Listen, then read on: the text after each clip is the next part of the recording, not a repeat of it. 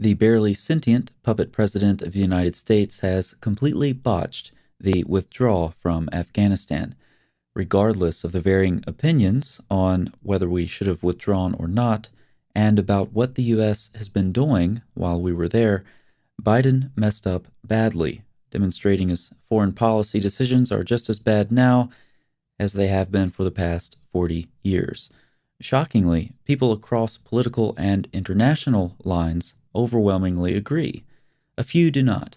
Here in the U.S., some in the media are so dedicated to being propagandists for the president, they've tried to minimize Biden's blunder by suggesting that the people we abandoned Afghanistan to, the Taliban, are actually not that bad. They've reformed. Those who aren't completely stupid have remained skeptical of such optimistic claims. Not surprisingly, such skepticism is justified. I'll put some links to these articles in the description box. You can read them in full if you like. I'll just summarize. The Taliban is going door to door, seeking Christians, searching through phones for Bible apps. Afghan Christians are reportedly fleeing to the mountains in a desperate attempt to escape the Taliban, who is going door to door, trying to kill them. They have a hit list of known Christians that they're targeting. The U.S. Embassy is defunct and has no safe place for them. This article contains a side note on the way the Taliban is advancing women's rights in Afghanistan.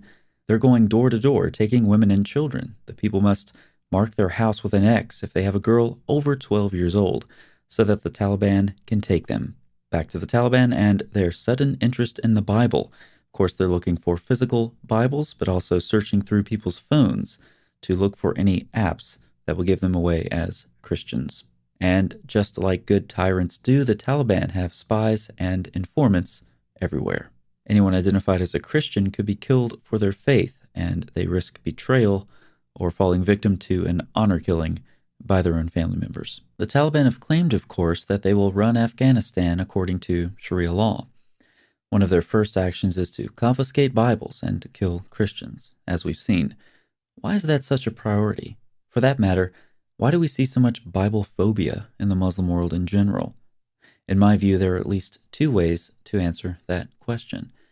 First, from a Christian perspective, Taliban-style opposition to Christians and to the Bible could easily be seen as Satan working instrumentally through the Taliban and other Biblephobes. Indeed, when we look at the Taliban's treatment of women and girls, it's difficult even for moral relativists to deny the outworking of pure evil. How easy it is then for Christians when we see the Taliban's opposition to the Bible to detect a corresponding supernatural evil at play. Second, and apart from the Christian worldview, it's difficult not to see the Taliban's desire to confiscate Bibles as a product of fear. Here in the U.S., as in many other places and many other times, censorship is being used to silence opposition.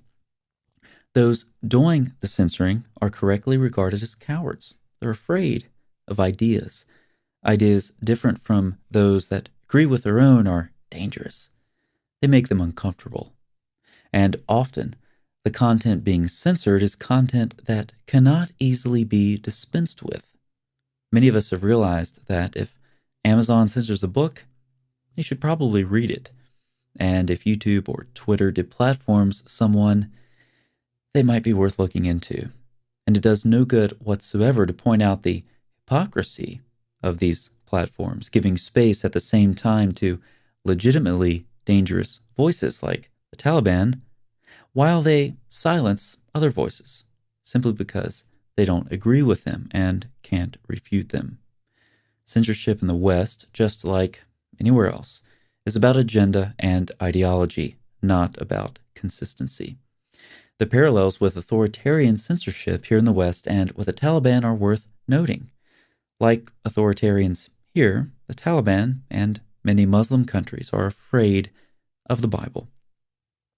The Bible contradicts and condemns them and their books and people like their prophet. The Bible shows the religion of Islam as anything but Abrahamic and ignorant of the theology and writing of Moses, shaking the very core identity of Islam. Taking on Christianity or competing ideologies head-on would be too much work, and it's bound to fail. So they take the authoritarian approach. In a splendid display of fear, the Taliban arm themselves and go door to door looking for a book so scary it has to be destroyed. And that's what the Bible, Christians, and girls 12 years and older in Afghanistan all have in common. The Taliban want to destroy them one way or another. They're cowards, murderers, and rapists. And what about Sharia-loving Muslim apologists? Will they flock to the new Sharia paradise implemented by the Taliban? Nope, they're cowards too. Muslim cowards in the West, afraid of Muslim cowards in the East. So many cowards, so little courage. Speaking of courage, to see a Christian perspective in Afghanistan, I'll put a couple of links in the description box until YouTube censors them to protect the reputation of the Taliban, their brothers in authoritarianism. This Christian pledges to continue the work in Afghanistan while the Taliban go door to door on their killing and raping rampages, which seem all too reminiscent of what we read in the Hadith about Muhammad and his band of merry men. But what can we do for Christians in Afghanistan? That and other similar questions are very important, and they need to be asked and answered in substantial ways. But I want to end this video with a different question. What can Christians like those in that video do for us, prosperous, comfortable Christians in the West? A lot is the answer.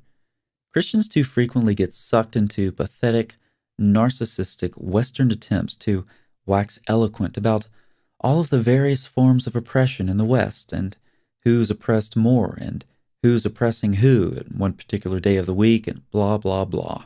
Meanwhile, Westerners are completely blind to actual oppression.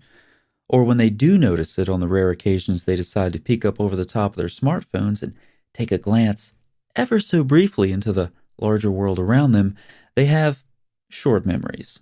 Since Westerners have no idea what actual oppression is like, they mistake their action in the face of contrived oppression as heroic, courageous, and virtuous. In reality, it's all virtue signaling garbage in a prosperous society that has no dragon to slay. Thus, people must create their own dragon to slay for themselves, with just their bare hands, virtue signaling, and selfies, so that they and everyone around them can celebrate their courage. And you better celebrate too. Otherwise, you'll hurt the feelings of the dragon slayers, just as the Sharia-loving cavemen who call themselves the Taliban show us what cowards look like. So Christians in Afghanistan remind us what courage looks like. So let me ask some questions of the Christians living in whatever prosperous, safe country you may be watching from. Have you lowered your voice recently in a public setting when discussing Christianity?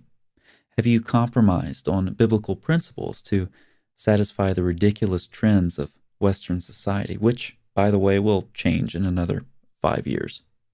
Have you kept silent on an issue when you should have spoken out with biblical authority? We could go on and on with similar questions, but you get the point. If the answer is anywhere close to yes, then you don't have a tenth of the courage of Christians in Afghanistan or many other countries where Christians are in similar situations. So if that describes you, fix yourself. Christians in the West need to learn the meaning of real courage. Things are going to get a lot worse over here before they get better, if they ever do. So yes, pray for the Christians under tyranny, but pray to be like them as well. That's what we can learn from courageous Christians in Afghanistan and the cowards of the Taliban. It's not hard to figure out which one will have the final victory. Thanks so much for watching. I'll see you next time.